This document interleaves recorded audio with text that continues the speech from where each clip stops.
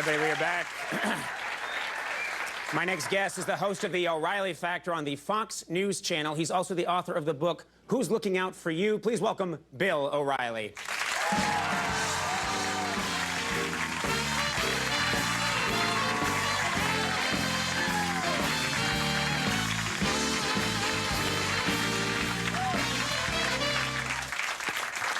Band are no-spin guys. You know that? What's this? The band are no-spin guys. No, We're no. not talking to them before the show. They're all no-spin guys. You Really? know? They like the no-spin? Yeah, lay it right on the line. We like that. You're very popular. You have a lot of fans. Let's get right into this because there's one right here.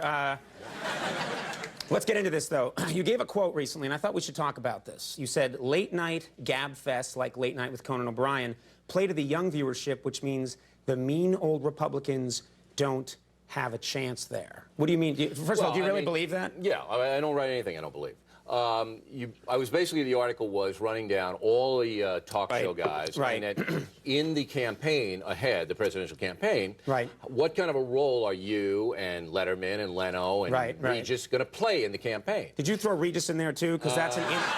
That man's insane. Yeah, he's lost his mind. Anyway, the strategy in a part of the Democrats is to mobilize people who don't like Bush to come out on these programs and throw bombs at the Republican administration. Right. Those bombs go... But do you actually believe that a show like mine, let's just talk about my show, for example, since we're here and I'm obsessed with me, do you really believe that I have an agenda that I'm trying to... Not you, but just the fact that you depend on Hollywood stars to drive your show means you're getting... Look, for every one Republican in Hollywood, Bruce Willis, Tom Selleck, you got 10 liberals, all right? So the more liberals you have here who are politically active, Alec Baldwin, Sean Penn, these kind of guys, they're going to get into these kinds of conversations. Now, does it matter?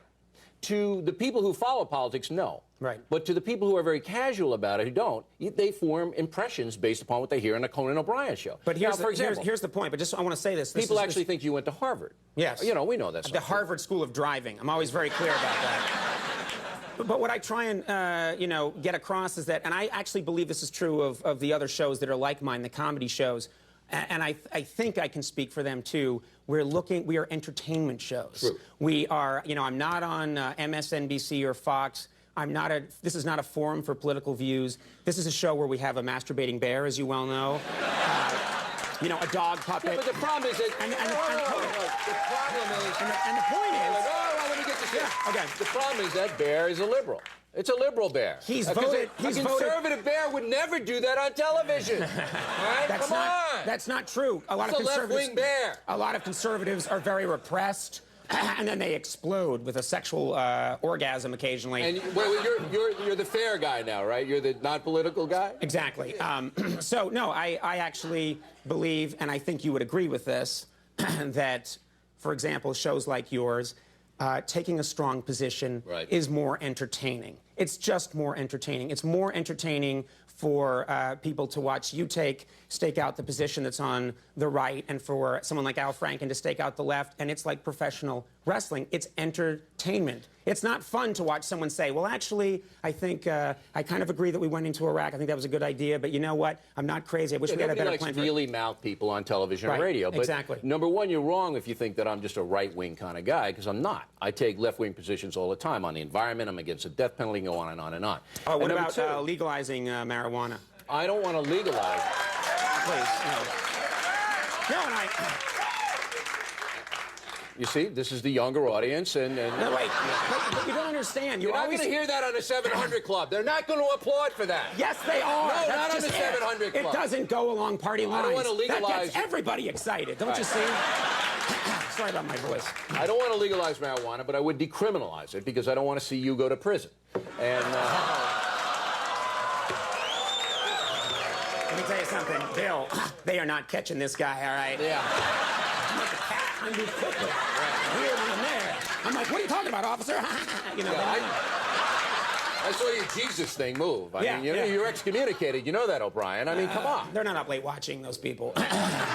Now, look, Here's the deal. Yeah. And you're not taking this as serious as you can. There is an actual strategy to run out entertainment people to go on programs like yours to get a political message across. Yeah, but you know what? There is that strategy. But listen, I have no reason to lie about this. You must be aware of it, O'Brien. Yes, I've been living in a fog. All that pot! Yeah.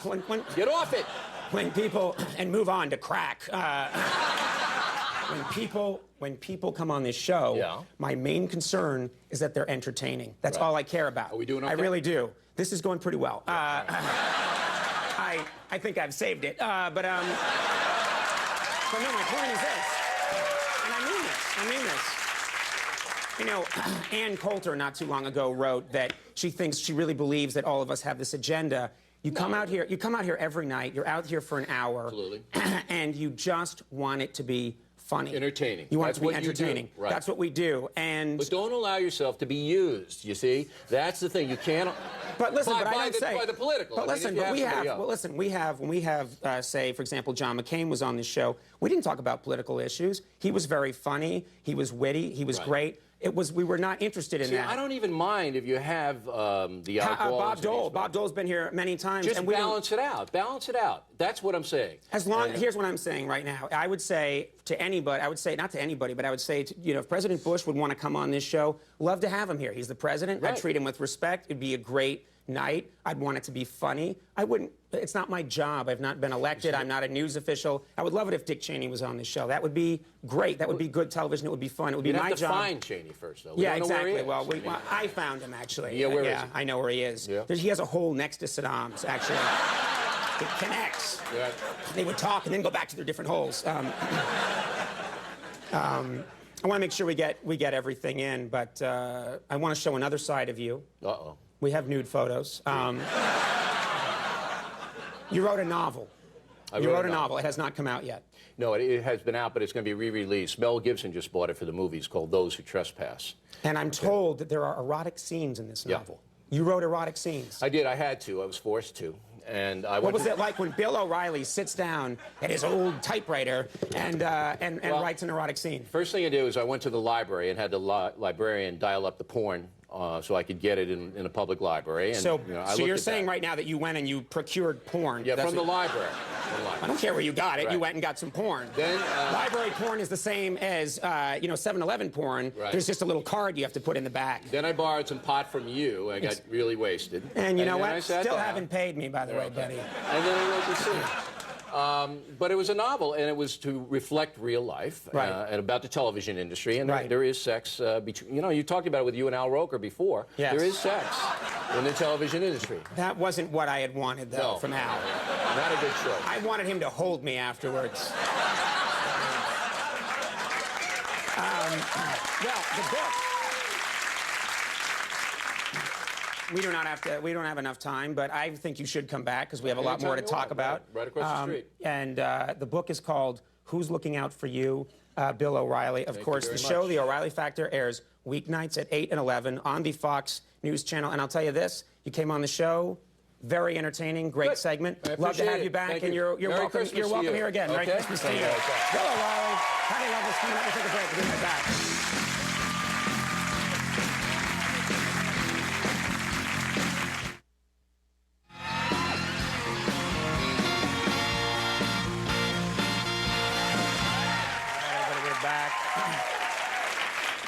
I really like tonight's show. Well, if you like tonight's show, stay tuned next week. We have some amazing guests coming up, including Ian McKellen, Al Gore, Bruce Springsteen, the E Street Band, Julia Stiles, The Rock, and much, much more. So watch those shows. We'll be right back with Patty Loveless. Stick around.